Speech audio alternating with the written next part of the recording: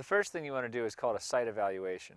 Basically what that means is you want to go to the area where you're going to be constructing your slab and look at what obstacles might be in the way of that construction. Now on this site we have some elevation issues we need to deal with. This side of the slab over here is about 2 feet higher than the far corner. So when we do our excavation, we're going to make sure that we can level this out without creating any drainage issues for the slab. So on this side where we have a fairly significant cut, we'll want to slope that back, make sure we're either draining around the slab or placing some type of curtain drain in that area to handle any water that may come down.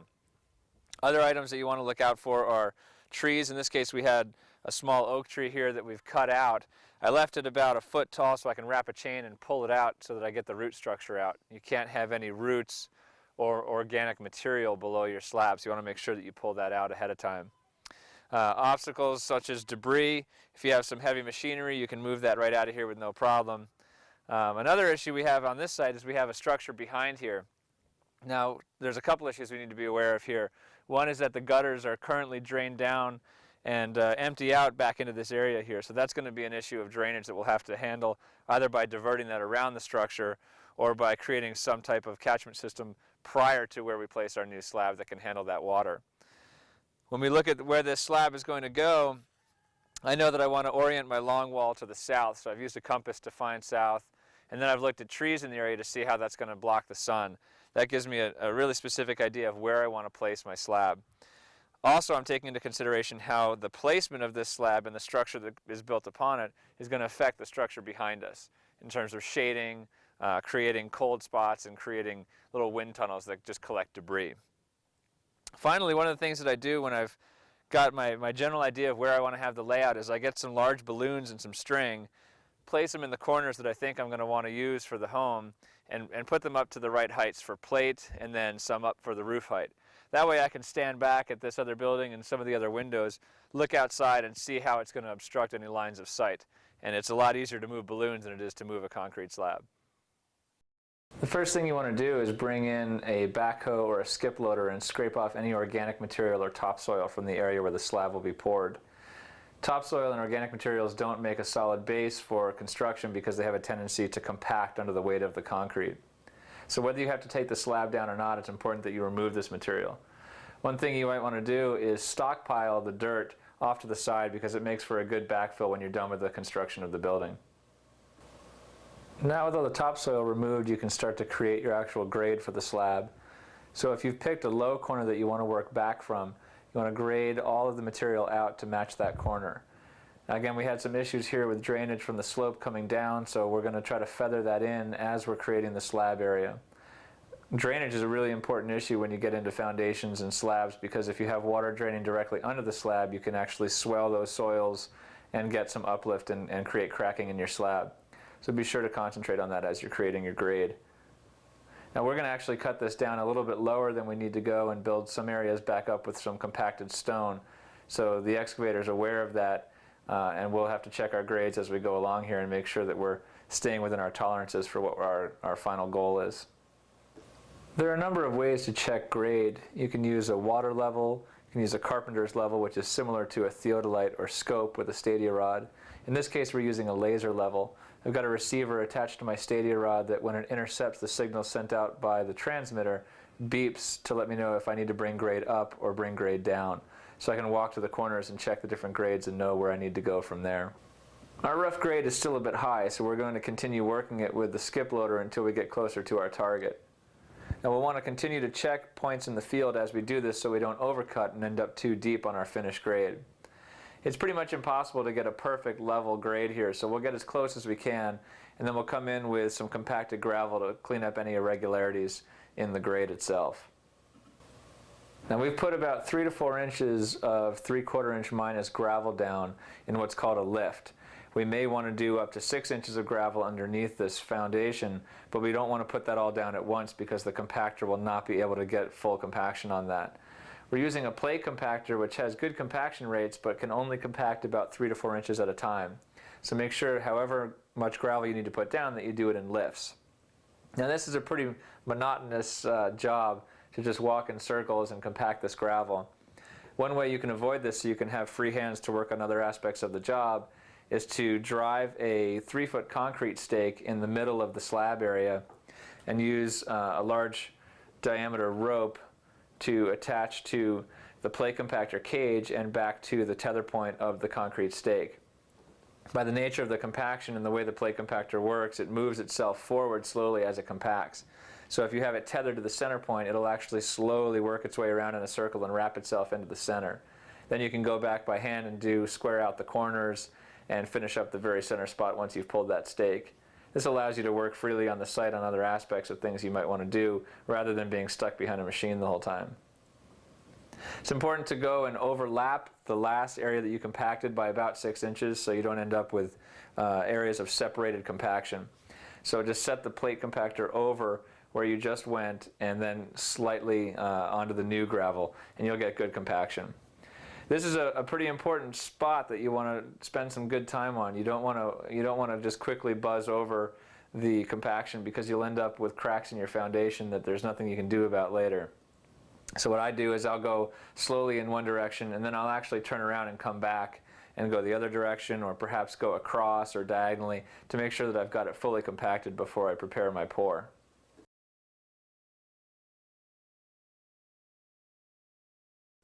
Once you've established rough grade, you want to locate your corners for the building. Now, one way to do this is to use what are called batter boards. The idea with a batter board is you have one on this side and one on the far side of any length of building that you want to establish. So it's basically here we've got 3-foot stakes driven into the ground and braced in both directions. We have a screw on top. We can attach a string line and pull taut to the other batter board on the far side of this wall line. We can then move this screw, or we can add additional screws and pull our string to either side to get right on exactly where we want to be in our corner.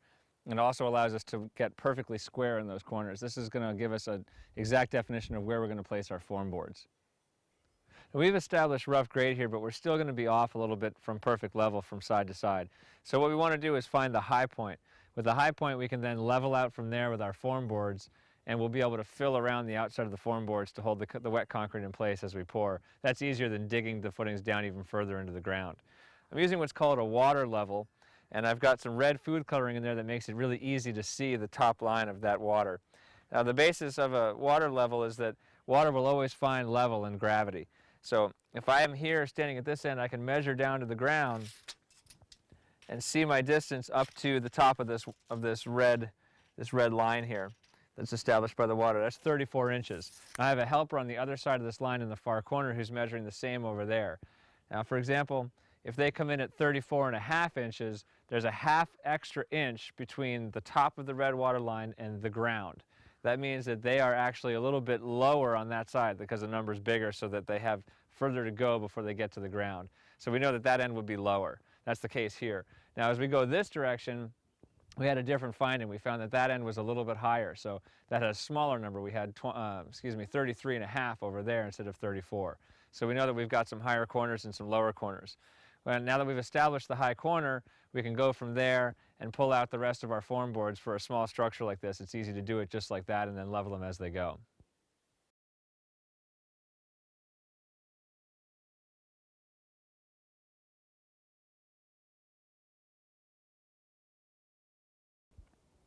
When you're setting up the forms, you want to sight down the edge of the form to look for crown. This direction coming up or down is crown, and also some sway from side to side this way. If you have crown, you want to crown it up so that you're not creating holes in the middle of your slab. If you have some sway, you want it to sway out to the end or bow out to the outside. I'm exaggerating that in this case like this, because then we can adjust it and push it back in and stake it in place.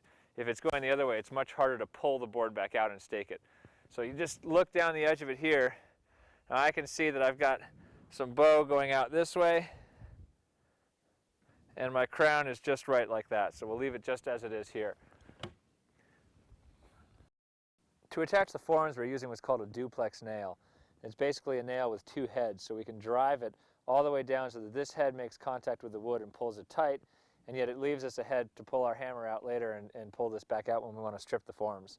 Now, before I get too close to nailing these two together, I want to nail this duplex in until it's just poking out of the other side. Once it's just poking out the other side, I can line these two up, hold them in place, and one solid whack will put them together. That way I'm not banging it and having things move around on me as I go. want to be sure that the tops are lined up nice and flush, and one shot locks them together. So now I can go back and tighten this up by hammering it in later, but I just wanted to get it in. Now I can adjust everything, make sure I'm perfectly flush, which I am in this case, and I'll drive it home. In order to square up the corner, we're going to use what's called a 3-4-5 triangle. Basically all that is I'll measure 3 feet in this direction and mark it, 4 feet in this direction and mark that, which I've done here. And then the hypotenuse of that triangle is 5 feet. So I'll measure from one side, marking it at the 5 and over. Now in this case I'm off. I've already squared some of the other corners, and so I know that there's something funky with this corner. It's not actually that the whole building is out of square. So what I'm going to do is look at my bow as we set it before. We know that the bow is going to the outside, and both of these boards are bowing pretty significantly to the outside. So what I can do is actually come in here right at my 3-foot mark, have a helper at the 4-foot mark, and just put a little bit of pressure to knee that board back in. And as we measure that, it comes out okay. So then what we want to do is brace it off in position. Now if I take a regular stake here and just brace this corner flat like this, what happens when we fill this up with concrete is I can't get my trowel in here to finish off underneath this board, and I get a sore spot in the slab itself. So I just cut some pieces of the stake and set it up on top of that. So that way, once I've got my concrete in here, I can leave this brace on and still come in with my trowel and get right under there and get a nice clean corner all the way up to the edge of the form. So what I'll do here is just tack one side in place, and then again with a helper holding one side of the tape and using their knee against the form board there, I'll hold mine end here, and we'll both we're just giving a little bit of a tweak here because we know it has to do with the bow rather than it actually being the building out of square. Now we're right on the mark there. Get my brace in place. And that's got it. Now that our corner is square, we're going to work on the level and make sure that we've got a level slab all the way across. I've got a stake here in the corner with a screw ready to go so that when I get my form right in place, I can just screw it right in. Now what this is a concrete stake. This is a 3-foot concrete stake, and it has little holes drilled in it in opposing directions. Now you drive these into the ground. They're easier to drive into the ground than the wood stakes. You can really bash them into some pretty hard stuff. And with the holes already in there, you can just put a screw right in. It holds it in place. When you're ready to screw the form in place, you just go and drive it right through.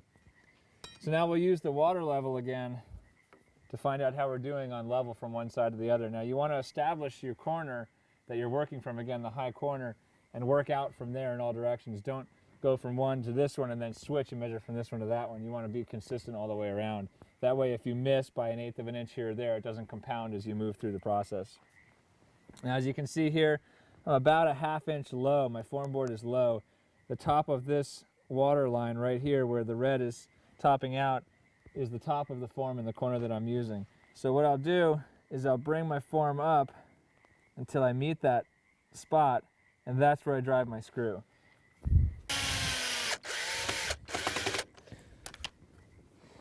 And that, again, I want to make sure my helper's holding it right in the same place at all times because it takes a little bit for this water level to get set up. So with her right on the spot where I want her to be, I can set mine in place. There we go, and that's got it right on. This water level is a great way to level things over pretty good distances. This right here is a 50-foot piece of line, so it really does a good job at going a full distance and getting an accurate mark of level. Running a carpenter's level on the top of this wouldn't give us a very accurate measurement.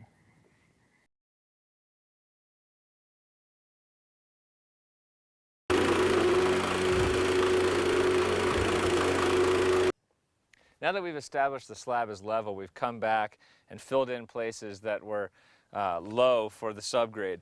Now to do that, we've used a 3/4 inch gravel, and we've compacted it heavily in at least 2 directions. You want to try to compact it as much as you can because this is going to be where the structure rests upon. So if this isn't compacted well, you get a lot of cracking in the foundation and in the slab as well. So once we've got that in place, we're going to come in, and on top of that, we know for our sub slab, we're going to have about 3.5 or 4 inches of gravel. On top of that, we'll have 3 inches of rigid insulation. On top of that, 1 inch to 1.5 inches of sand. And finally, on top of that, 3.5 inches of concrete. So with this layout in mind, we want to come back in and fill the center of the slab area with about 3.5 to 4 inches of gravel. Different jurisdictions have different requirements for the code in terms of the size of your anchor bolts, the spacing of your anchor bolts, and the size and depth of your footing and so forth. So what we've got here is basically a generalized diagram that will give you an idea of how the slab is laid out. For the specific areas that you want to check your local code, those are identified here on the diagram. There's 2 dots at the bottom of the footing. In my area, this is a number 4 rebar, a 1/2 inch rebar, run horizontally with the joints overlapped 20 inches at least. So again, check your code, see what's required in your area, and then design to that. In this situation, we've got the rigid insulation placed underneath the slab. This will give us a nice insulative layer between the ground and the concrete itself. There are other ways to do that, which we'll show you in the next diagram. On this diagram, you notice that we have the insulation running vertically on the exterior of the concrete. Now, the major disadvantage of this is that it creates an area where you cannot inspect between the ground and the mud sill. You've got insulation running clear up from the ground, and termites and other insects have a pathway behind that insulation, potentially into your structure. The advantage of it is that it uses much less material and still creates an insulation value worth noting on the concrete slab itself. So with our 3-foot stakes on top of the screed board extending out over the top of the form so we can slide it back and forth, we now sort of saw cut the surface to move high spots down and fill in the lows.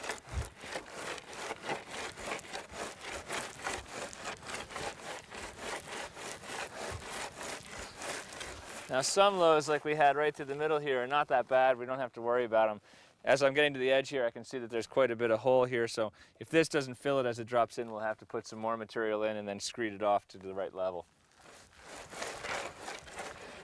This is really low through here. Okay, so we have 2 low spots.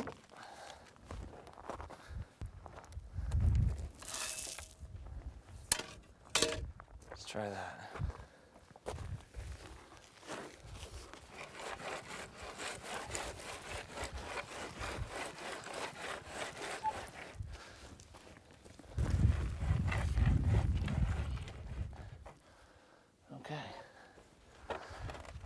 Now around the edges, we don't have to worry too much about bringing the gravel all the way out because we're actually going to cut this out for our footing with the square shovel once we've got this in place. So we'll have a wide footing on this building. So we won't worry about this. You want to go a little bit further than the width of your footing will actually be so you can compact it and then cut it back out. You don't want the loose material to be sitting right at the edge of your slab.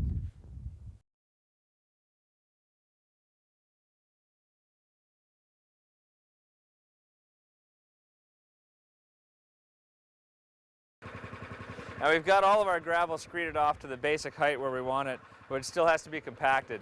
So I'm going to use the plate compactor, and I'm going to do a number of passes on this. Again, we've been going in about 2 to 3 inch lifts here, so there's not a whole lot to compact, but this is the final bed before we get to the next layers of the assembly. So I'm going to go in at least 2 different directions. I'll probably go over this entire slab about 3 or 4 times to make sure that it's fully compacted.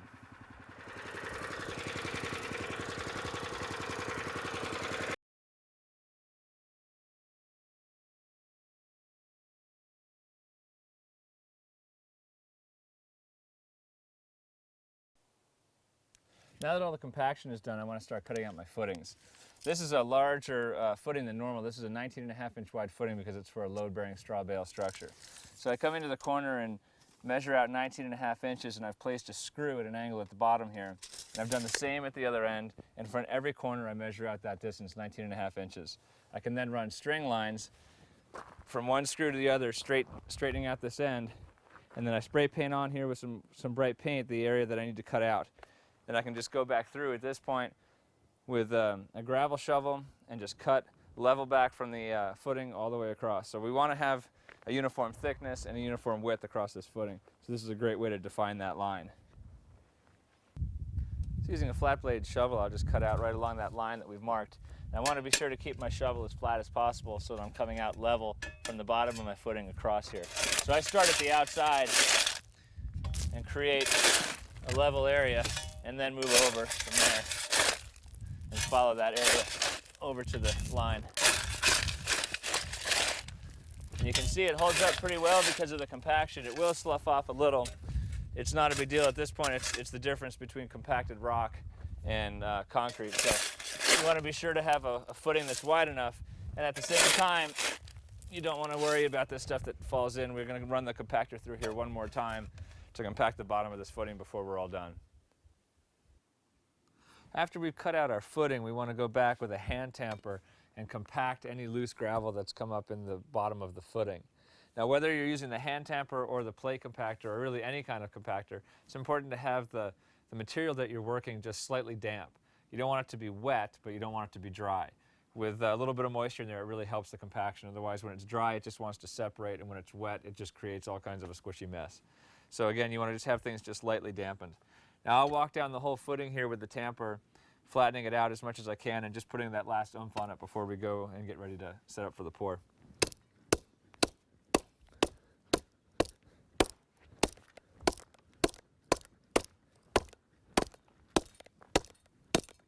Now, I don't want to hit too close to where I've cut this wall out along the orange line because it'll actually dislocate more than I'll compact.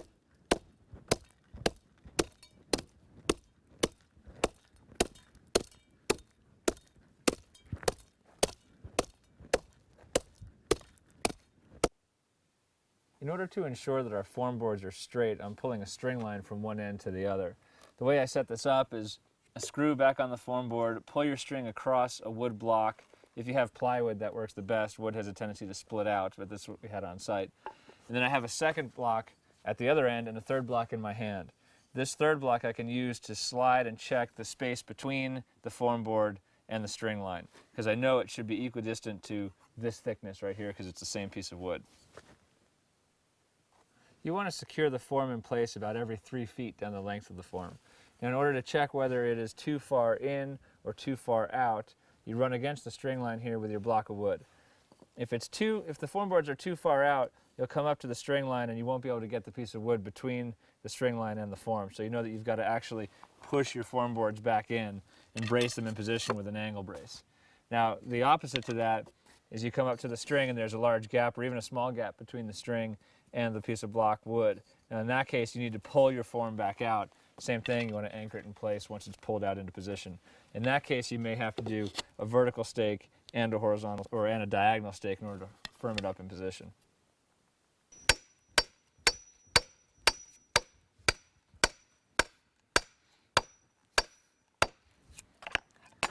Now, I've gone ahead and braced this off every 3 feet all the way down the form board. And right now, where it's at, it's just perfectly sliding right past that string. So I can secure this in place now. Again, I took most of the bow that was in this board, came out when I was around the middle area here. That's where the most flexibility in the board is.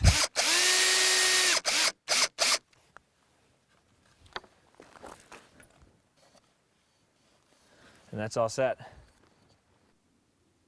With the form board straightened now, I've come in and put a plaster relief on the inside here. What this is, again, we're doing a straw bale wall here, and we have 1.5 inches of plaster on the outside of the wall. So what I want to have is a detail in the foundation where the concrete comes down, moves out, and goes down to the outside so that my plaster can then come right down and line up close to flush with the outside of the concrete. So here I've used a 2x2, screwed it into place about every 2 feet at the top edge of the form. Then I put a little piece of electrical tape on here just to keep the concrete out of the threads of the screw so I can actually get this thing off when I want to take the form out, and I can reuse these again at a later date. Now, if you have plumbing or electrical that you're wanting to bring into the building, you'll need to cut some trenches down below grade here. You need to check with your local code to find out what the depth of the trench needs to be for electrical and plumbing lines, and then come back into your building and run to wherever you need to go with those lines. Now, it's important that you straighten your form boards first so that if you're targeting an interior wall to bring your plumbing line up in, for example, that you're coming from a square line off and measuring in the right direction. If you measure that distance and bring your lines in before you straighten your forms, when you actually build the house, you could be off with where that wall is placed. On top of your gravel, you want to lay a moisture barrier which will stop water from wicking up through the insulation and then ultimately into the concrete and up into the house. So we use a 6 mil plastic. Careful when you step on this stuff, it's really slippery. We just spread this out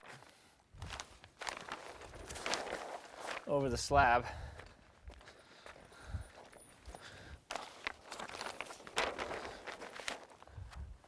Like that. Now if you have any joints, if you're doing a larger structure and you have joints where the plastic is lining up with another piece of plastic, you can use a water-resistant tape like a duct tape or some type of water-resistant tape to tape those joints so you don't end up with moisture being able to get through those cracks and up into the slab foundation. Now on top of the plastic, I've placed 3 inches of rigid foam insulation. It's important to use the extruded polystyrene insulation, which is rated for structural insulation. It can be placed underneath the slab. There are other types of foam that are designed for vertical installations along footings and edge walls, but they're not designed to hold the weight of the concrete on top of them. And once I've installed those at 3 inches, I'll have an R15 value underneath my slab. I've taped the joints with same tape as I talked about underneath on the plastic. We're using a water-resistant duct tape, and that keeps this joint fully sealed. And this will, not only with the plastic below, but with this insulation and the tape, will really eliminate any moisture from moving up through the slab. I've got sand on top of the insulation, and the major reason for this is it allows the concrete to cure at equal rates in both directions. Above the concrete, there's not a whole lot from stopping that moisture from coming out. And what will happen if we have something that's water resistant right underneath the slab is it'll want to hold that moisture and it'll wick all the way through the concrete and dry unevenly. So this way the moisture can sink down into the sand and stay as a wet base and keep a slow cure for the concrete. I've gone ahead and used a screed board to get it level, which is its second purpose, is it becomes a leveling bed. Now I know I want 3.5 inches of concrete, so I used a 2x4 here and just ran it as a screed board down the sides and got it completely flat and leveled off. In order to eliminate cracking in your slab, you want to put some kind of structural steel. Concrete has a great strength in the compressive direction, but in tensile strength it's very weak, so we use the steel to supplement the tensile strength of the slab. Now I'm using a welded wire mesh here as my structural steel. You can also use rebar. In this case, this is something you can use where you don't need any specialty tools. You just need some wire cutters and some gloves, basically.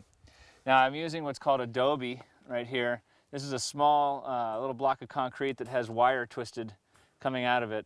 And what you do is you attach the wire right to it, twist it down, and make sure these go down like that. What it does is that keeps the wire up off of the sand. As you pour the slab, if the mesh is right down on the sand, it's not actually getting in between the concrete and you're not getting any extra tensile strength out of it. So this way it keeps it up off of the sand, keeps it embedded in the concrete. Now this wire has a tendency to roll and to bend up and kind of be hard to work with. So one of the other advantages of the Adobies is you can hang them in places like out here off the edge. We can hang one in the air, and as we pour the concrete, it'll really pull that down and keep it down in the slab and stop it from peeling back up and coming out of the top of the slab.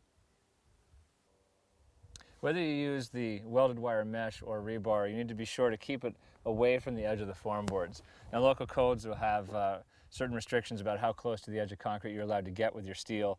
I like to keep mine about 6 inches in from the form board.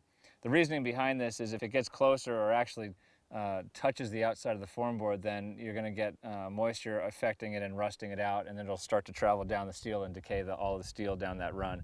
So if you keep a good 6 inches around the outside of your forms, between the inside of your forms and the outside of your wire, that's a good safe distance. Now you'll have a number of courses of this wire mesh that you put down, and when you go from one course to the next, you have to overlap them so that they become one solid unit of steel. So in this case, I've just temporarily lashed them together with the wire from the Adobe, and that gives me my nice overlap here, and I can keep moving down. And then when I come back, I'm going to want to add more Adobies in places that are low, and on all my overlaps, I'll come back and tie every joint together so it makes one uniform piece of steel within the slab.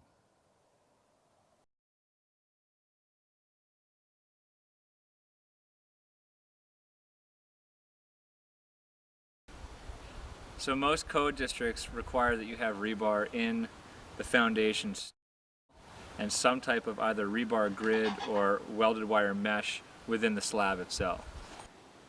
So when you're working with rebar, you're going to need to have a rebar cutter bender. You can get these at any local rental yard. This is basically what it looks like. We'll place the rebar for bending on the wheel and underneath this, or I'm sorry, above this cuff. It can be pretty rough with rebars to where you need to measure it. I'm going to be pretty close here. And right about there. And the measured area goes right underneath in the middle there, because that's where the bend is going to take place. Once it's in place, you grab the pole, just lever it right back. There's your bent piece of rebar. So when we measure for our next piece of rebar, we need to be aware that we'll have to have a lap from the end of our last piece back over with our new piece so we can tie these two together. I'm using about a 2-foot lap here. As we come out along, we can measure down to the other side where we need to place our bend. In this situation, it's 115 inches. Now I'll need to remember to add 2 feet onto that after the bend to connect it to this other piece of rebar that we already have in place. So for marking the rebar when you're measuring lengths, it's good to have a lumber crayon or something that's got a little more meat to it. You're not going to be able to mark on the rebar with a pencil. So this shows up pretty well. It gives you a pretty accurate measurement. So now I've placed the rebar inside the center loop here of the rebar cutter. The cutting apparatus is right about in the middle here. It's the same mechanics as bending it, it just is a different hole. As we pull it back down, it takes a little muscle, it's going to snap it off.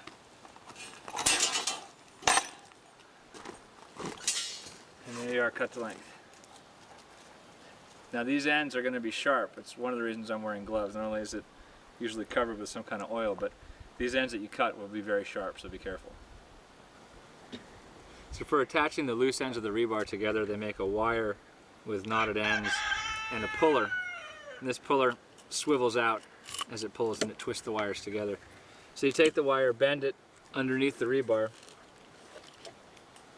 place your hooks and pull, and you're attached.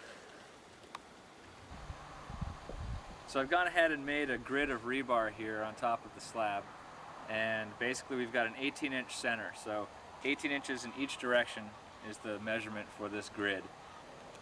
I use the same method of attachment using those twisters to attach about every other space. I don't attach every one, it's a solid grid in and of itself, just with every other space tied together. I then took one of my bends that runs through the foundation and lifted it up, hanging it from the ends of the grid so that it's elevated and hanging within the concrete.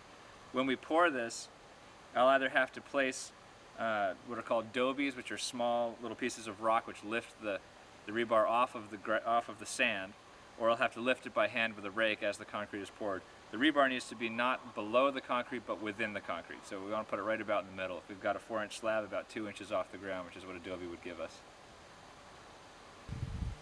Same as the grid pattern in the foundation wall itself, we want to make sure that the rebar is floating within the concrete. As I said earlier, this one here is hanging, secured from the grid, which keeps it up into the concrete. The bottom one, which we want to keep close to the bottom of the foundation, is about 1.5 inches, 2 inches perhaps off the ground, and that's about where you want it to be. Now, before you pour the concrete, you want to make sure, and throughout the process, you want to make sure that there's no organic materials, no sticks, paper, any of that kind of stuff in the slab. Rocks, nails, anything like that is fine, but anything that's organic will decay over time and create voids in the concrete.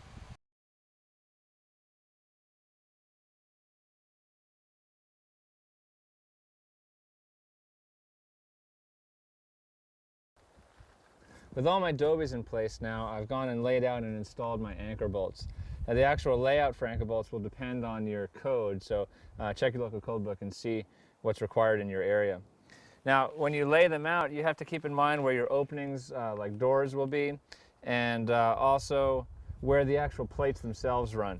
So I start in one corner and I work down laying out my plates. I know I have a 10-foot plate, then an 8-foot plate, and a 12-foot plate. So I have all of those marked on the actual form boards. The reason I do this is that in my code, and most likely in your jurisdiction as well, you have to have an anchor bolt within 1 foot of the end of your board. So you have to mark those all out. Then you can start with your end pieces and then find the centers based on what the local distance between bolts is in your area. Now I'm using here what's called an anchor mate. There's a number of different ways to do this. You could do it just with some scrap wood. I like the anchor mate because it's designed specifically to give me a certain offset and hang my bolt at a certain height. So the idea here is I set this right in place, and now I don't have to hand place any of the bolts around the building. Again, this is a load-bearing straw bale. I'm going to have another plate on the inside which I'll have to hand place those bolts. So this just eliminates half the work for me before the pour begins. Now I've got this wall braced off pretty significantly. It's a little bit of a drop here, so to get a stake deep enough into the ground, I wanted to make sure that I had enough of these so that the wall didn't bow out with the weight of the concrete. Another thing I've done is I've left a dry line or a string line on here so I can come back with my block of wood like we did to set this in place and check it as the pour takes place. So if we do have an instance where one of these fails or gives way a little bit and we get a little bow in the wall, we can check it and move it back into place and re-brace it at the time when we're pouring. So it's just another way to be able to check the wall and make sure we end up with a straight wall. I'm using another concrete cutout here. Basically what this is a 1-inch nominal thickness piece of wood, plywood, that is cantilevered out over the slab. Now what happens here is the concrete will fill up underneath this and around it, and when the concrete cures, this will end up being a notch out that's the exact width of the door threshold. So when we trim this out and bring plaster to it, this is a really nice detail which allows us to, once the concrete is cured, be able to sweep stuff right out of the house without having to deal with the threshold. Now this is roughly what your subgrade will look like before you get ready to pour. We've got our, again, our compacted gravel, the gravel bed raised up, the visqueen, which is the waterproof plastic, the foam insulation, the sand, the dobies holding the steel up off of the sand. So this is basically a complete ready to go slab. I've got some areas where I've bent the wire down to support it and keep it up in the air like this when the concrete lands on it. Other areas where the dobies are actually hanging to stop the wire from lifting up because its natural bend wants to pull it up. So with a hanging dobie, we can pour concrete on top of that and it'll pull the wire down. Also here in the corner, I've got my conduit for my electrical that's come running up through here. Now I just stubbed it out outside of the building. I didn't want to trench the full distance right now. So I've marked it with a stake. It goes right down to the pipe itself, so I can then trench back this direction and find it without destroying my stake in the process.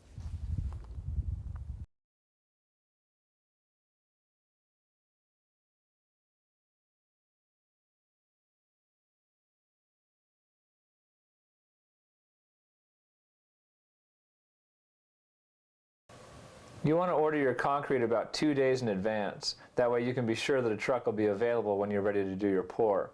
When you call the yard, they'll want to know how much concrete you want to order, what strength, the aggregate size, type of Portland cement, and what, if any, admixtures you want placed into the mix.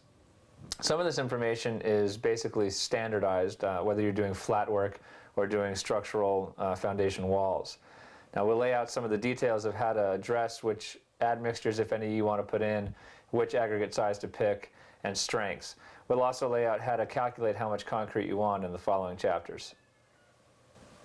We use basic math to come up with the calculations for estimating your concrete. If you take the length and width and thickness of a slab, for example, in feet, and multiply that out, that'll give you the amount of concrete in cubic feet. You can then translate that into cubic yards by multiplying it by 0.037. As you can see in the example here, an 8-foot by 10-foot slab, 3.5 inches thick, would equal 23.2 cubic feet or 0.86 cubic yards of concrete. Now with a monolithic slab, you want to calculate the slabs separately from the footings. That way you can do a basic math calculation on the width and depth of the footings and a calculation on the slab itself. Add the two together and that'll give you your calculation for the amount of concrete you need. Now in general, it's a good idea to add about 10% for waste or for slight variations in the calculations. If you have a perfect rectangle footing to work with, then that might not be necessary, but out in the field it's rare that you get a perfectly cut footing, so it's a good idea to add a little bit of waste in there to make sure you have enough concrete on the day of the pour. When you're deciding what strength concrete to use, you want to look into your local code book. In general, a 2,500 pounds per square inch mix will be strong enough for any code. When you're deciding what aggregate size to use, if you're doing simple flat work like a sidewalk, a 1/4 inch gravel and sand is a good mix to use because it's a little more workable. When you're doing a structural monolithic slab like we have in this case, we're using a 3/4 inch gravel and sand as the aggregate types. That gives it a little more structural strength, but it's still workable. Admixtures such as accelerators, retarders, water reducers, and air entrapment can be added to the mix to help with specialized conditions you may be working with. Accelerators speed up the curing time, retarders slow down the curing time. Water reducers make mud more plastic so you can actually move it further without losing the strength of the mix. And air entrapment does exactly that. It holds millions of little bubbles in the concrete. And what that does is it allows the freeze-thaw cycles to be less impactful on the concrete.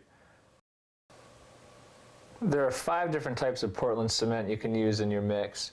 General purpose, type 1, is about the most common that you can use, especially in residential projects. And if you don't specify anything other than this is what you'll get in your mix. Type 2 is a reduced heat production, which means that it doesn't produce as much heat as it's curing, so it's good if you have a larger job, gives you more time to work the concrete. High early is the opposite of that. It sets up rapidly, and that's used when you have to put bearing on the concrete soon after the concrete will have cured. Minimal heat production produces even less heat than the reduced heat production in type 2. So type 4 is used in really large-scale projects like dams and things like that, where you have to have a long time of workability. And finally, type 5, sulfate resistant, is used in areas where your soil or groundwater has high alkalinity. With concrete, you want to make sure to keep your tools wet. That'll help to keep the concrete from sticking to them. So whenever you're waiting for the concrete to show up, or when it's here, or certainly as soon as you're done using the tool, just get your tools nice and wet, and it'll keep the concrete from sticking. You want to make sure that the inside of your form boards, your anchor bolts, the whole slab is nice and moist. You want to do this on the outside as well. And on the outside here, it's just stopping the concrete from sticking to things that you don't want it to stick to, or at least lessening the chance of that happening. On the inside, it serves the same purpose with the inside of the form boards to release them easily, but it also is putting enough moisture content down in the slab itself, without getting it wet, of course, that enables the concrete to cure slowly. If all this sand is dry underneath, it's going to really quickly suck all the moisture out of the concrete and make for a poor curing of the concrete. You want to be absolutely sure to be ready when the concrete truck shows up, because they won't want to hang around waiting for you. One question they may ask you is how wet you want your concrete, and that'll depend on how quickly you want it to cure. Now on this project, we don't have a whole lot of time before the sun goes down, so I've asked him to keep the mix pretty dry. The drier it is, the harder it is to move around the slab. So if you have the ability to keep it as a wet pour, it's a good idea to pour it as wet as the truck will allow you to do it, and then you'll have a lot of time to work with it, and you'll be able to move it around a lot more easily. Another thing you may notice is that he's dumping the concrete pretty much right in the middle of the foundation slab forms here. Because of the terrain, we weren't able to get the truck right up onto the forms. Now, if you can avoid this, do so at any cost, because what it means is I'm going to have to move this concrete to all the corners of the slab without the help of the chute. Not only is this laborious and tiring, but if I'm not careful, I get some separation between the aggregate or the larger pieces of gravel in the concrete and the rest of the mix. Now, if I get separation, that's going to create a problem of uneven curing throughout the rest of the process. And once you've got the form boards pretty much filled with concrete, you want to run a screed board across the top. And you can see we've left a little bit of room down at the end here where we're sliding towards, so that any excess concrete will fill that void. If you put too much concrete in at once and then try to screed it out, it just becomes really tiring, and it's hard to move the concrete along, especially with a dry mix like we've used on this project. And we're using a magnesium screed board. You can also just use a 2x4 or 2x6. Any of those will work. The magnesium is a little easier to use because it's a bit stiffer than the wood, and it cleans up really nicely. It's also much lighter than using a 2x6, so the weight of the concrete is enough. You don't have to have the weight of the screed board itself as well. Now once you've screeded everything, you can make sure that your corners are square and put your brace back on in place if you need to. Now with all the bracing we've got here and the corners marked off, your corners may have stayed square during that pour with no problem, in which case you can take the braces off to trowel out and then replace them when you're done. So basically what we've done is we got the screed board down through here, but we can't get all the way down to the end because of our anchor bolts. So I'm just using a bull float, a magnesium float, excuse me, not a bull float, a magnesium float to just level it out, get this basically backed in, and I'm using this area back in behind it as a screed in the other direction. So we're still using the screed process, but a little bit different on a smaller scale here. Get into the corner. And again, now here you can see where the raising of this brace really comes into play now, because I can get my trowel right under here and get under by these bolts. If I had the brace down on the concrete, same level, I wouldn't be able to get in there and clean that up. Okay, now you don't have to do a thoroughly impressive job here. All you need to do is get it basically knocked down. We're going to come back in now with either a jitterbug or a roller bug tamper and tamp it down. Now that takes some of the larger aggregate and kind of sinks it down in, and it brings the cream up to the top. So it not only compacts it, but it also brings out a more workable material to the surface. Now we've got a pretty strong sun here, so I'm going to just mist the concrete down as we go in between each stage here so it doesn't fire off too fast, and just finish cleaning off my tools. With the jitterbug tamper, you want to just get right on into the concrete and step in here. You step out away from the foundation edge because that's where you've got a lot of concrete and you'll likely sink pretty quickly. Now I'm just lightly tapping the surface with this and bringing up what I call the cream and overlapping it and working it into the corners. This is also, look at your footprints. You know when you've got the cream up to the top when your footprints have filled back in nicely. So the game of concrete is definitely pretty much a race against the clock. So you want to move as quickly as you can so that things don't set up too fast on you. Because once they're set up, there's not much you can do about it.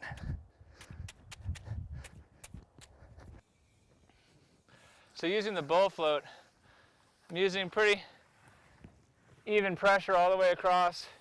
And this takes a little bit to get used to of the angle that you want to push that float at. But you're just working it back and forth, leveling out any high spots and low spots. You can see in here we've got some low areas. So right now I'm just going to go back and forth and let them fill themselves in as I pull. I'm also, at this point, I'm going in the same direction that I did the tamping so that the width of my bull float can span across the lines that were made by the edges of the tamper, because sometimes they create channels. So this way it stops it from becoming a channel. And then I'll turn, and once I get most of the way across here, turn and come at it perpendicular to this direction to even out any lumps that are going the other way.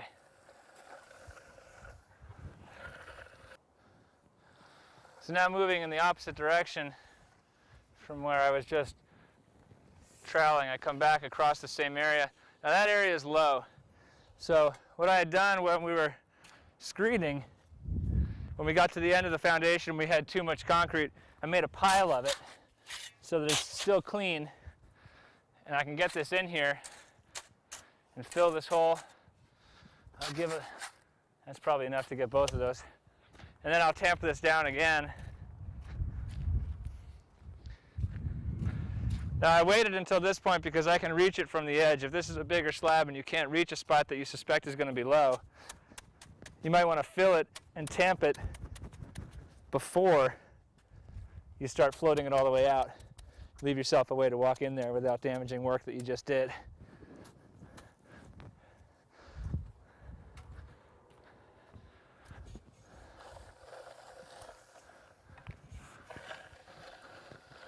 So I'm still low in that spot, so I'll work a little more mud into there.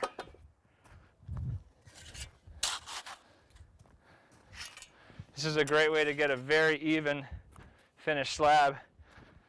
Now this slab is going to be a finished interior slab, so this is the finished floor in the building we're working on. So we're putting a lot of extra attention into filling these little surface imperfections. If you're doing a slab that's going to be underneath carpeting or floor, or it's going to be a garage, you can probably work with this a little bit less on the perfectionist side and not worry about surface imperfections too much.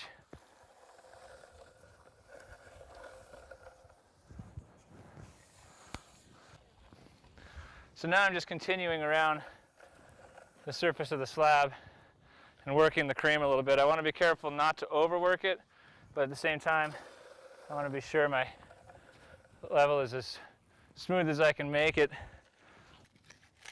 So here around the edges, I'm using my magnesium float, and I'm coming off of the form boards as my screed to get my general elevation, and then I can just use it to clean up like this. Now it's really good to get underneath these anchor bolt anchors or any other obstacles that you have in the way, because your plate needs to sit down on top of these, and if you've got a bunch of concrete popping up here, it's going to make it really difficult to get your plate to sit down flat. So a little attention around those edges is a good idea.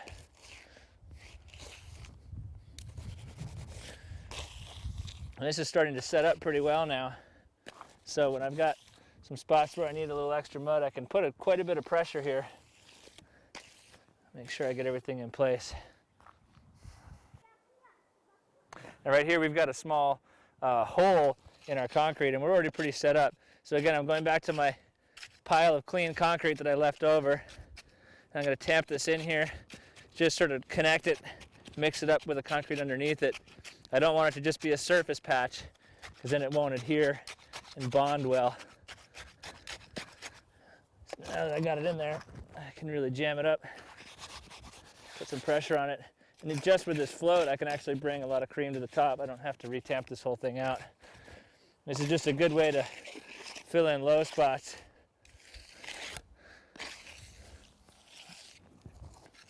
Again, the more even you can get the perimeter especially, and if you're doing a finished slab, the interior as well.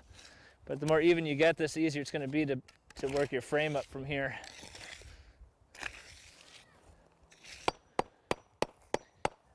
Now I'm just going down the sides, basically vibrating the concrete down so I don't get a honeycomb look, which is, basically if you flatten that down, you can see the gravels and some cavities where the gravel was, and voids and bumps, and it's just an ugly finish. So here, by just vibrating it out like this, the concrete will settle down and smooth out enough to where we get a nice clean finish when we remove the form boards. The final step is to use a steel trowel. Now it's important to know exactly when the slab is ready for you to get on it in terms of troweling it out. If you get on too early, it'll squish all over the place. If you come too late, then you can miss it and it'll be too hard to work. So you just want to keep an eye on it. It's going to vary on your weather. If you're in direct sun, if you're in shade, what the temperature is, the moisture content of the air, all those things have an effect. So you just want to keep track of it. And when you get it to where it's really hard, you can put a lot of pressure on it and it just barely cleans up the surface, you're ready to get on.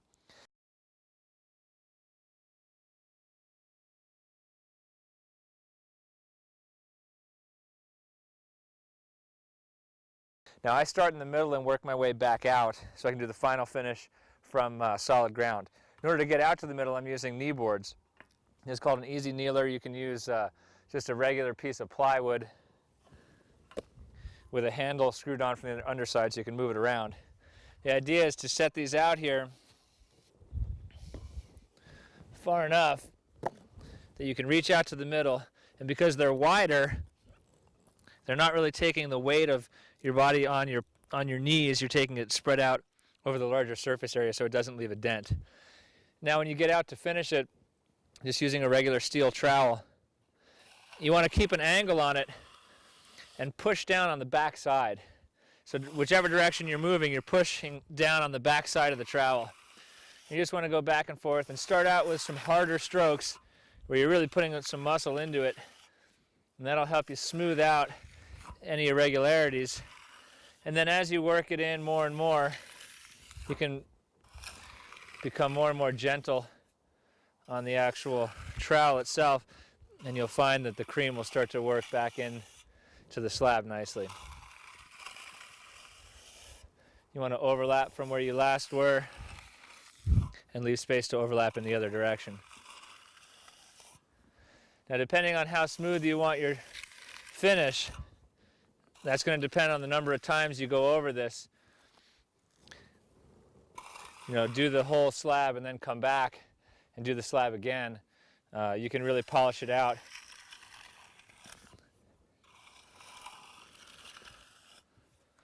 And then to move back, I just step onto my rear knee board here. Move this one behind me. I can use my trowel to lean on. Then I got my feet on there. It keeps my feet.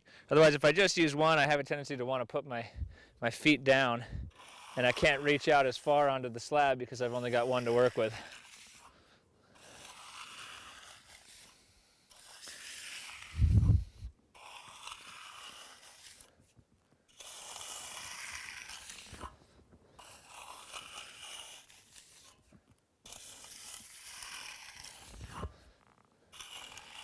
This takes a little practice to get the right angle and the right touch so you're not gouging holes and you're not leaving marks that look worse than when you started.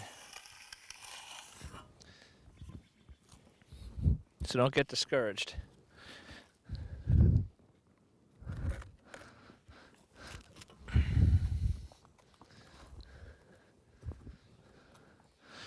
need one more board here.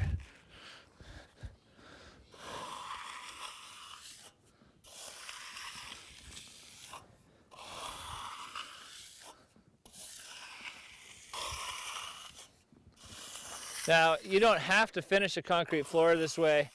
This is going for a pretty nice shine.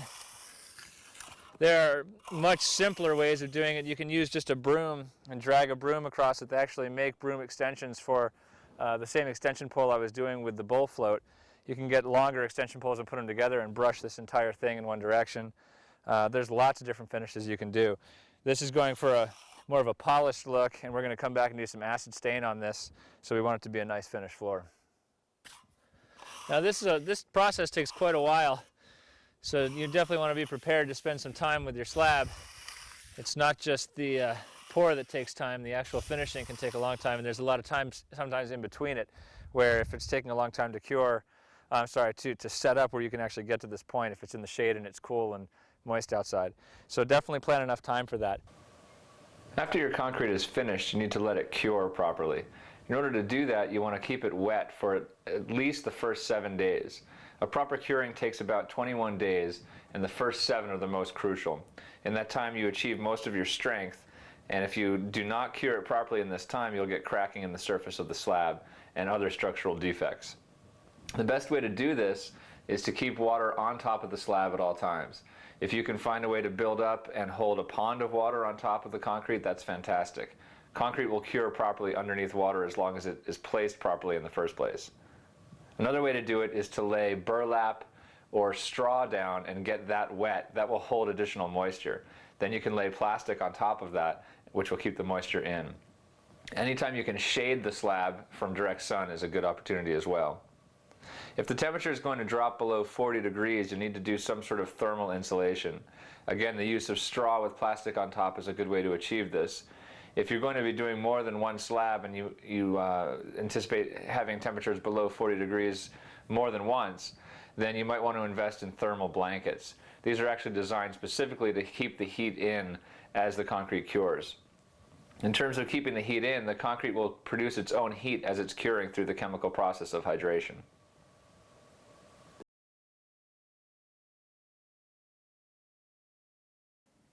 It's been about 3 weeks since we poured the slab, and now that's enough time for the concrete to cure properly. So now we're ready to go around and pull off the anchor mates and take off the forms.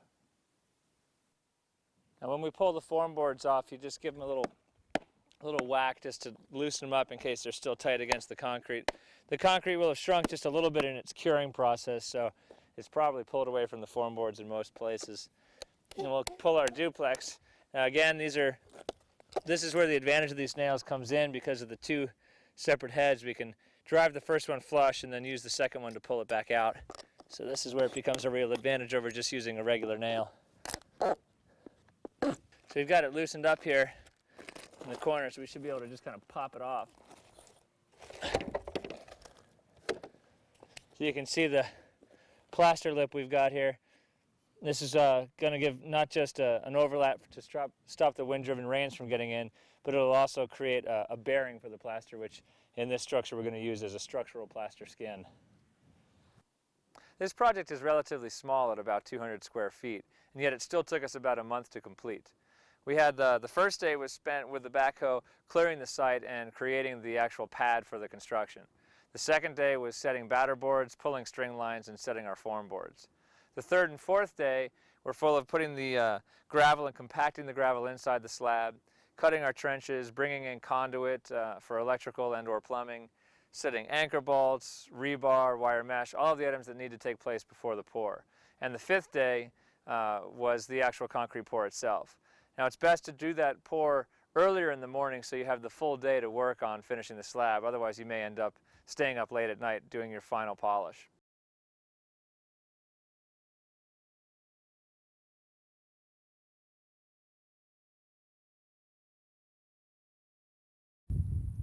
On a larger foundation where you have more mass of concrete behind the walls, you want to make sure to really brace it off well. You can see here we've got not just angle braces, but actual solid braces coming out to stakes that are back down into the ground here. These are really holding these firm and then nailed on to the form boards there, as well as the vertical stakes as well to hold it in place. Now once you have all your stakes in place, you want to put some plastic caps on top of them so that if you fall, you don't accidentally impale yourself on one of the stakes. One of the most difficult things about large slabs is having to place anchor bolts in the middle of the field. With nothing to support them on, it's hard to get them to stay in place while you do the pour.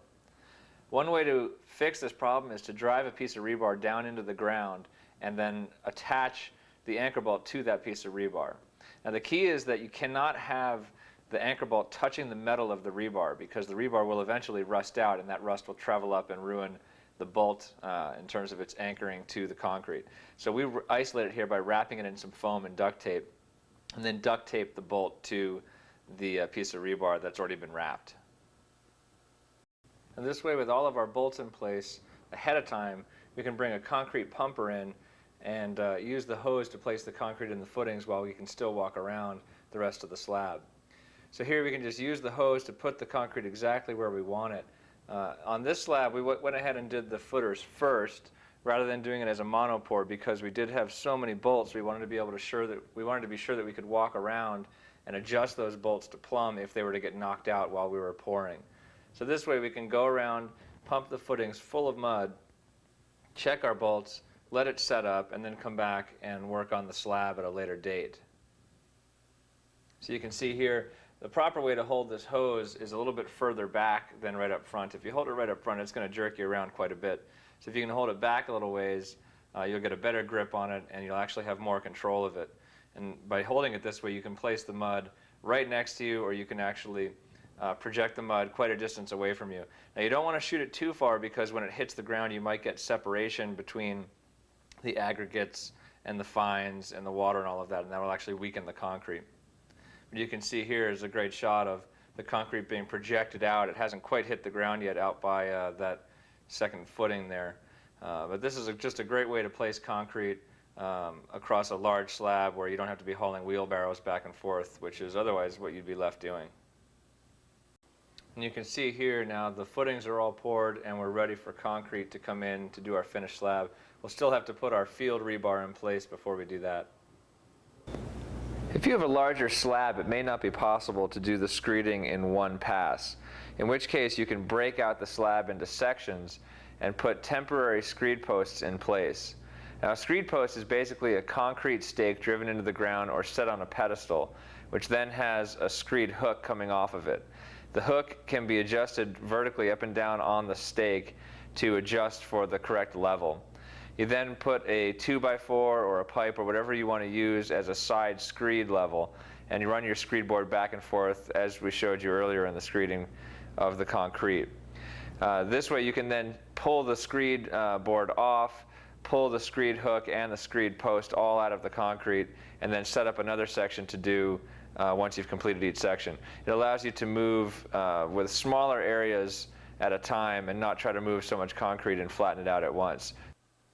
So this is a perfect example of that. You can see we've got this set up into a number of different shutoffs where we can pour just a little bit at a time. So now again, we're using the concrete pumper to place the concrete in position. You can see we've got, running from left to right here, we've got some removable screed boards that are on our screed posts, and then to the far left of the picture we have a shutoff, which means that we've got a board that will stay permanently for the duration of this pour, so that we don't run into the next area of our pour. We don't want to try to cover too much at once because with weather conditions and so forth, it'll be hard to finish the concrete in a way that will actually do a good quality finish. So we pour just enough that we can handle in a day. You want to make sure to get it all in place underneath our removable screed boards here so we don't have any gaps. Again, just continuing to pump all the way across.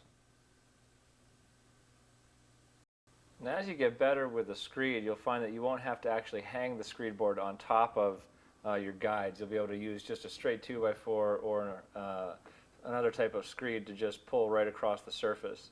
Now this takes a lot of skill and a lot of practice, so it's not something I recommend on your first slab through. But once you get this, it actually makes it a lot easier to use a mag float around the edges to create a level surface coming off of your form, and then just use a straight 2x4 to screed from there. When you get the skill, it makes it a lot easier. And you can also use a smaller section of 2x4 to just level out some places that you don't need to run the entire screed board over. And when you're ready, when you've got your section in place, you can pull out your temporary screed board and just set it to the side. This is where these screed posts come in really handy to do a multiple stage pour like this. So with that set to the side, we can level out areas where we have a little bit of imperfection, and then come back and use that surface now as the screed for that side of the pour. So then when we pull the stakes out that the screed posts were sitting on, we can then clean up that entire line and create something that we can actually use, like I said before, as our screed. So again, we'll run a mag trowel up and down on this and flatten it out and get this as level as possible, because this will be where we set our screed board as we move back towards the right of the frame. We'll use that screed board to run right on top of that concrete surface, and on the form board, if you're just getting used to this, you're going to want to run it against the form board. Again, once you get a little more skill, you won't have to run it on the form board. You'll actually rather use the mag trowel to flatten out along the form board and then set your screed run on top of that. It actually gives you a little more maneuverability. You don't have to worry about hitting the stakes and so forth. It just makes it a simpler process all around. Another great advantage of a larger slab is you can run what's called a power troweler on top of it. Now you have to wait a little longer because, as you can see, you're actually walking around on the surface of the slab, so you're not using your knee boards in this situation. Basically what you do here is you'd either run your knee boards while you're doing your first first pass with the troweling, or you could use a trowel out on an extension handle. And then once the concrete's set up a little bit more, you can get out there with this machine and cover a lot more ground a lot faster with a lot less labor. So it just makes it, again, it's an easier process. It's where the mechanics of a tool take away some of the labor of it, and it gives you a nice, really smooth troweled finish. Now you want to be careful if you're going to be doing any type of stained finish after this is all over. If you trowel too heavily with the power trowel, you'll actually seal the surface of the concrete so tightly and create such a sheen that the acid stain will not be able to penetrate deeply into the concrete, and you'll get a weak stain. So it's an area where you need to be planning ahead for what you're doing next. But if you're going for a smooth, high sheen surface, this is a really easy way to get it done. Now, concrete stakes are a really good way to secure form boards, but they are very expensive. So you want to be able to use them again and again. And one thing that can be frustrating is when we do a pour, concrete will often slip out from underneath the form boards, as you can see here in the middle of the picture. Now we've also used some oriented strand board, or OSB, below our form boards to actually try to stop some of that from coming out, rather than piling dirt up against it, because that makes it harder to pull our stakes out when we're all done. And what we've realized over the years is that if we wrap a little pipe insulation, plumbing pipe insulation, around each of our concrete stakes, when the concrete does squish out from the holes that it will inevitably find, it wraps itself around the insulation and not around the concrete stake. So when we're ready to strip our forms, we can pull our concrete stakes straight out and they don't have any concrete holding them in place at all. It's a cheap and easy fix to a very frustrating problem. And the insulation itself, it doesn't matter if it gets left in the ground. Eventually it will decay, but it won't have any bearing on the structural integrity of the building.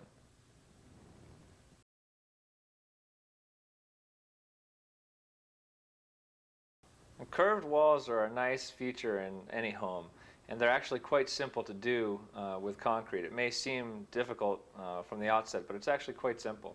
Basically what you want to do is do a lot of extra staking along the curved section to hold the bend of the boards in place. Not so much for the weight of the concrete, but just simply to hold the shape of the boards. So we'll use a lot of vertical stakes and also angled stakes along that curve to hold it in place. You can see here all the angled stakes that we've got in here and the verticals that are holding this OSB form in place. Now it's difficult to get a thick enough piece of OSB to bend because you have to have it thick enough to hold the weight of the concrete without bowing out in between the stakes. So what we do is we use one sheet of 1/4 inch and we create our shape, and then we come back and screw another sheet onto that, giving us a 1/2 inch full thickness. But it's too difficult to bend a 1/2 inch piece, so we use the 2 1/4 inch in its place. Finally, you'll have to run the rebar in this curved section. Now you could use the rebar bender to do this and to curve it as nicely as possible, but it's really not that important. As long as you have the rebar basically in the shape that you want, that's all that matters. So we actually come in here with a straight piece and just bend it against our knee as we move around that curve, which gives us close enough. It's never going to be seen. As long as we keep it away from the edge, it'll be structurally sound.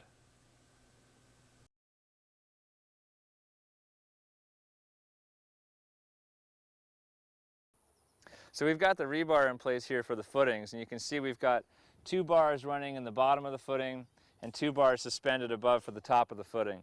Now we've lapped these a good 24 inches and tied them off with the twisty ties, and we've got just a temporary piece of rebar across the top here that's holding these top pieces in place. Now when the electrical comes in, we need to know if we're going to have a service panel on the building. In this case, we have an electrical panel that'll be on this north-facing wall. And so in an area somewhere close to where that panel might go, we're going to have what's called a U for ground. This is basically a long piece of rebar. It's run down into the foundation and extends out. Oh, it's about a 20-foot piece all told. Now this piece is required to ground the electrical panel into the slab itself. So this needs to be in place before we pour our slab. We've also run a piece of conduit here that will run out as a home run to the electrical panel down in the slab. And we can also go up the wall and out into the roof line, but there's some places where it's actually going to be easier to run a conduit down through the bottom of the slab. Now this doesn't have to end up buried too deeply in the slab. It just needs to go down and be out of the way of the insulation and other materials so that we can keep our insulation flat before we do our pour. Now you need to check with your local power company. Most companies don't want more than about 270 degrees of turns from where the power comes from its source into the building. So here we've got our 90-degree sweep coming up right to our panel location, and we've got a pull string in there, and like I say, we've been sure to set it up so that we don't have more than 270 degrees worth of turns. Now this is something you'll want to have also near your U for ground so that you've got all the electrical connections you need in the same place when the electricians come back to put the panel on the building. So you can see here in the bottom of this interior wall footing, we have a structural wall that lays in the middle here, so we have to have a bearing footing underneath it. We've run the conduit for the home run back to the electrical panel, and in this case it's just on top of the rebar that's going to be set up in the footing. Now we'll actually pull this rebar up when we pour, get it up off the ground, so there's enough flexibility in this pipe to allow us to do that. And then run this again, keeping it towards the bottom. We don't want to have the pipe up in the air in here without support underneath it, because then when we pour the concrete it'll have a tendency to just snap this under the weight of the concrete. So we got it down where it's supported underneath. Run it along here, again keeping it close to the wall, and we get up into the bottom of the slab area. We've just dug out enough to basically keep the top of the pipe flush with the bed that's going to be our base for the insulation and for the base of the concrete. Now we've run this all the way out and we're taking it to our first stop over here, which is a switch that's actually a three-way electrical switch, which means we have a light switch here that powers a light in the house, and then there's a light switch on the other end of the building that also powers the same switch, so you can turn it on and turn it off from either side of the room. So we've got conduits running back over there to carry power back and forth between the two, and then a third line which runs out to power another switch on the other side, so we basically can tie the main line into that second line and create a secondary source at the other end of the building. In this building, the clients had requested floor plugs in the concrete slab. So we've gone ahead and laid our conduit and our 3 plug locations out on the floor and set up our boxes. The key with these boxes is to have them above the level of the slab. You do not want to finish them flush with the slab. If you finish them flush, it's going to be difficult to get all of the equipment in there and get it set up the way that you want it when it's all said and done. So the electricians would actually prefer you leave it high. They can then come back with the Sawzall and cut it flush with the concrete. It's a little bit backwards than what might be intuitive, but that's the way that the electricians ask for it to happen. So basically set them. You can put little pieces of rebar down into the grade that'll hold them at the right elevation and in place. And as you're doing your pour, you just want to make sure that they stay above the finished level of the concrete.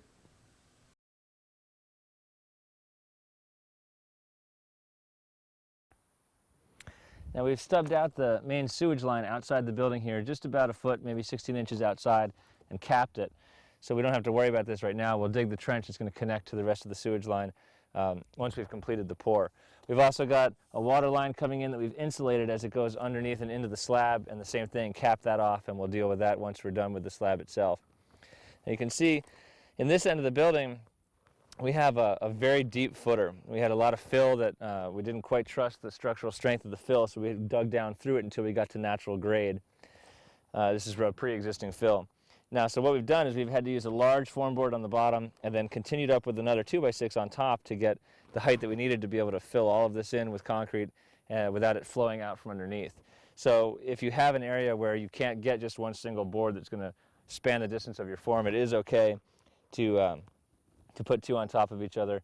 You may end up with a slight line there when you pull the forms off where those 2 boards come together. Most likely that won't be a problem because it's going to be basically at grade anyway when this is all backfilled. Again, you can see we've got the insulation on the water lines as it passes through the concrete in the right of the frame here, and then the sewage lines are wrapped in a felt and taped. And again, here you can see this is a vent pipe coming out of the concrete. We have it wrapped in this felt and taped and then wired off to a block holding it in position so it doesn't move during the pour. Same thing if you want to hold something off the ground. Here's a sewage line we needed to hold up off the ground. We've got some rebar with a wire harness just sitting across to keep it in place. The toilet flange you want to have just above the grade of the concrete. Again, you'll be able to cut that out flush once the concrete has been poured and do the finished concrete at that time. So once all your sewage lines and water lines are in place, you can backfill around them, and then you're ready to create your grid and pour your concrete.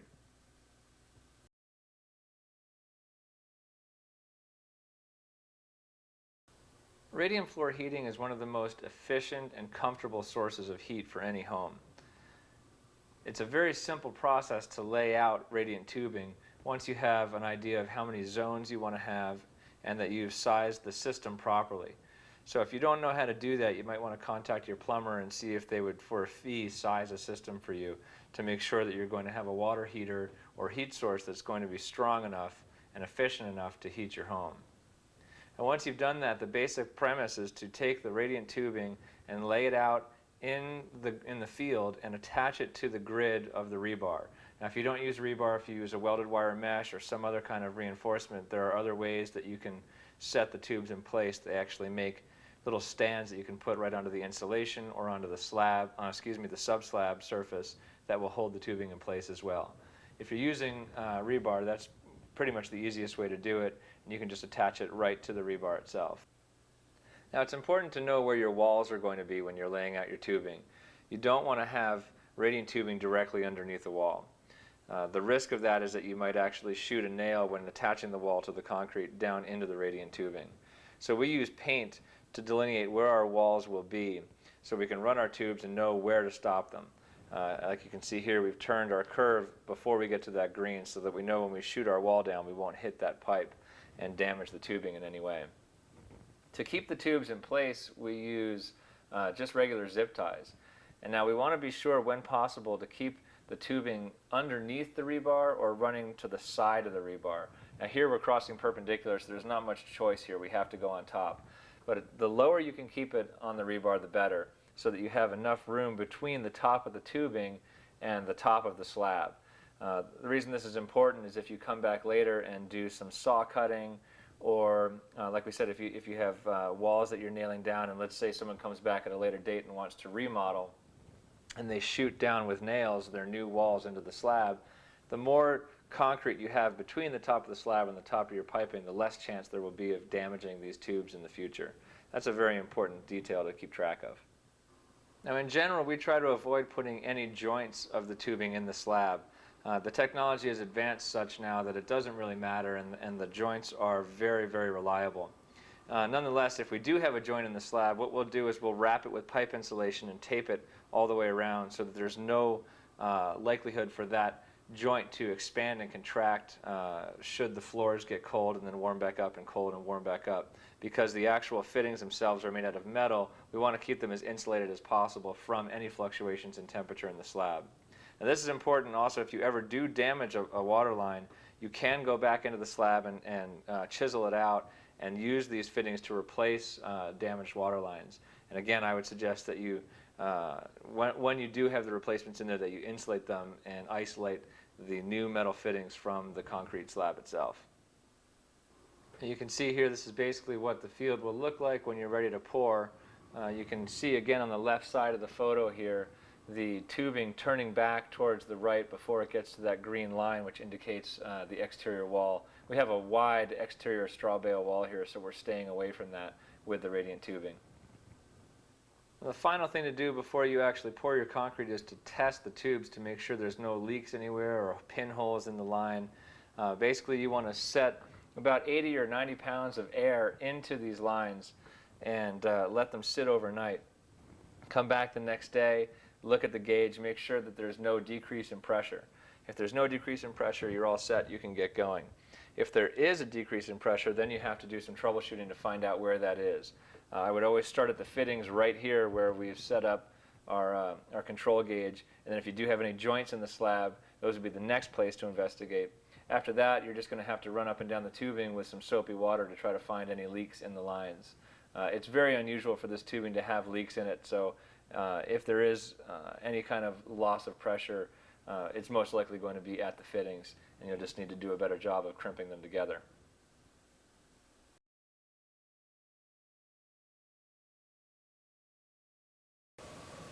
Concrete slabs have a tendency to crack, and there's not much you can do about stopping that. We use the welded wire mesh in there to stop those cracks from opening deeper once they've occurred. You can also use fiber down in the concrete when you pour it, which will help stop those cracks from starting initially, but basically you're going to get cracks one way or another. So one way to avoid getting cracks where you don't want them is to put control joints in the concrete.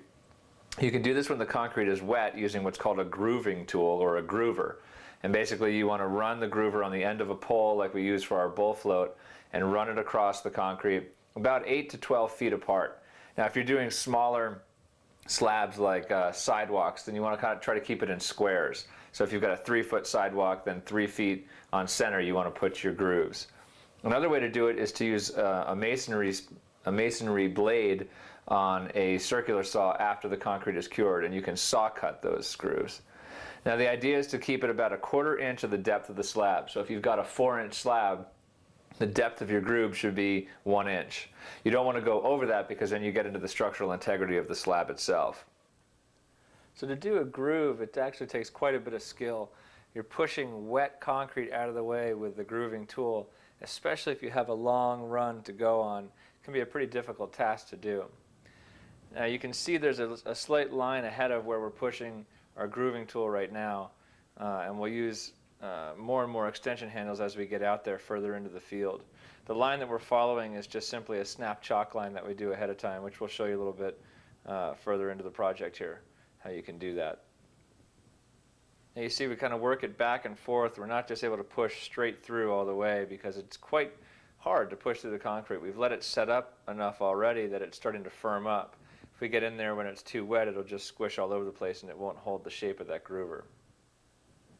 So now that we're all the way out with the full extension of our poles, all the way out to where we need to be, you can see the bounce in the pole. You want to be careful not to bounce it too much because that'll start to wobble at the actual base of the groover and will actually start to draw moisture up to the surface from the bouncing of that on the surface. So as steady as you can keep it, you need to be able to get it to as far out as you want. And then here the difficult part is lifting it high enough so that the back end comes off of the concrete before you start to draw it towards you. If you don't lift the back end off the concrete as you draw towards yourself, it'll actually rip the concrete out and make a total mess of the concrete. And regardless of how good a job you do pulling or pushing the groover, you're going to end up with lines outside of the groove that you wanted. Those represent the outside of the plate that you were just pushing to make your groove. So you need to come back with a trowel and clean those up. And we're using a trowel here on an extension pole, which takes quite a bit of skill to do. You want to set it down and then give it just a little bit of a twist so that it lifts the front end of the trowel up as you're sliding it across. And by using the steel trowel out on the extension pole, you can clean off those lines and get a nice clean groove right down the middle without any representation of where the outside of the plate was. So here we're snapping lines. We're going to run some perpendicular grooves to our main groove. So we've got them marked out on the side of the foam board exactly where we want to have these grooves in place. And in general, you want to keep them about 6 inches away from any wall that they're going to be running parallel with.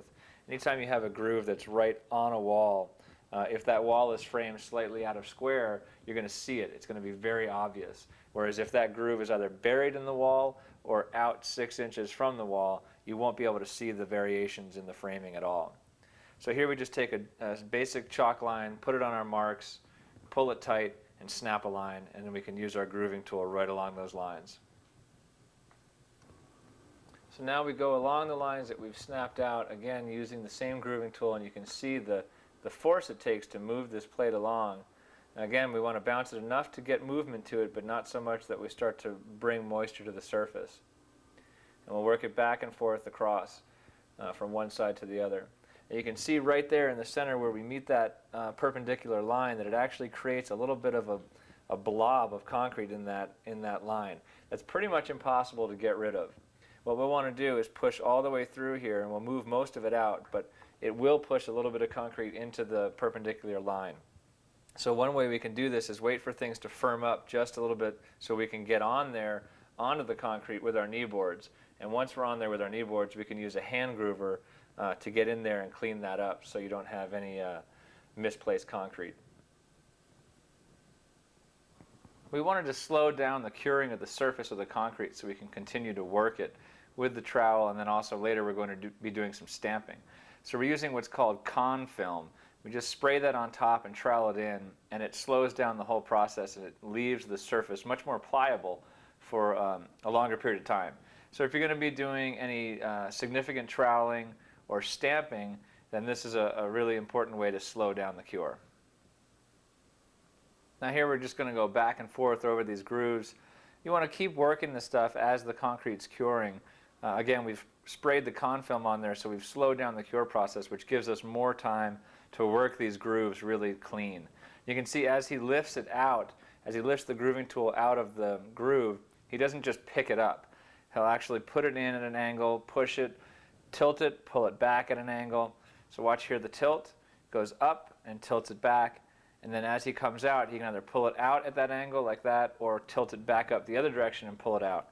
If you just try to lift it out of the groove or pull it straight out the back to the forms, again, you'll get a mess of concrete all around the area where you did your lift out. Now the whole time we're doing the grooving and the cleaning of the grooves, we want to make sure you got someone behind you with a trowel who's cleaning up the lines from the edge of the grooving plate and working that con film back into the surface. The final pull on the long groove we've got here, now we're trying to clean this last groove out. It's the last pull we'll do all the way through. You have to have a second person there to help you get the grooving plate off of the surface of the concrete, because with this much extension pull, there's no way you'll be able to lift it and maintain that angle. So you see, as we get right to the edge here with the grooving plate, the second guy will lift it off at the end. Another type of joint is called an isolation joint. Now, these are used to isolate two different slabs from each other, or a slab from a footing. The idea is that if you don't do that, they're going to stick on each other as they try to move, and because they're set up as independent pours, they'll want to move at different times and in different directions, and so with them attached to each other, they'll end up cracking. So if you have a footing and you're going to pour, say, a floating slab on top of that, what you'd want to do is put some type of plastic or other type of isolation material in between the footing and the concrete slab. That'll allow each slab to move independent of each other. If you have drainage issues on your site, it's a good idea to install a curtain drain. Now basically what that is it's a perforated pipe that's laid around the perimeter of the foundation. You can cut that down slightly below the grade of the footing, off to the side, or have it even with the side of the footing. Now you want to then pack gravel, loose gravel around that pipe, and wrap the whole thing in an earth fabric, which keeps the dirt and soils from getting into the drain. And also, especially if you're doing a wall that needs to be waterproofed on the interior, you want to use what's called a sheet drain, which is a plastic board that allows water to move through, but then it has fabric on one side of that, which again keeps the silts out of that from clogging it up.